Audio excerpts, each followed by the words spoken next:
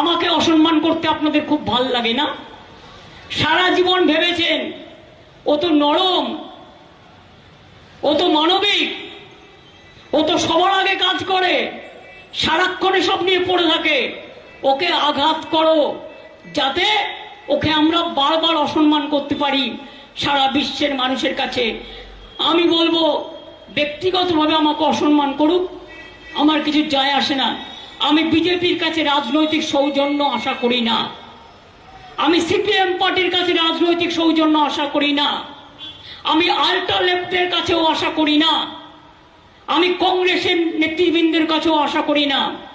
কিন্তু আমি আশা করি বাংলা মাকে আপনারা অসম্মান করবেন না, বাংলার বদনাম করবেন না।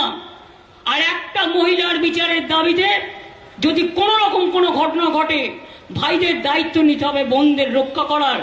যারা যে প্রান্তে কাজ করেন তাদের কি একটা দায়িত্ব থাকবে না যে আমাদের বোনদের দায়িত্ব আমাদের ভাইরা নেবে? ভাই বোনের কখনো আলাদা হতে পারে না, ভাই বোন কিন্তু একসাথে চলে। ভাই না থাকলে বোন রাখি বন্ধন করবে কাকে? ভাই না থাকলে কপালে তিলক পরিয়ে ভাই ফুটে দেবে কাকে?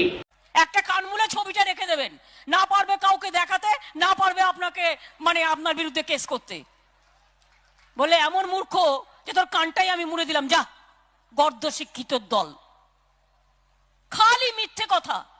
আমি কখনো দেখিনি দেশের একটা স্বরাষ্ট্রমন্ত্রী এত মিথ্যে কথা বলে।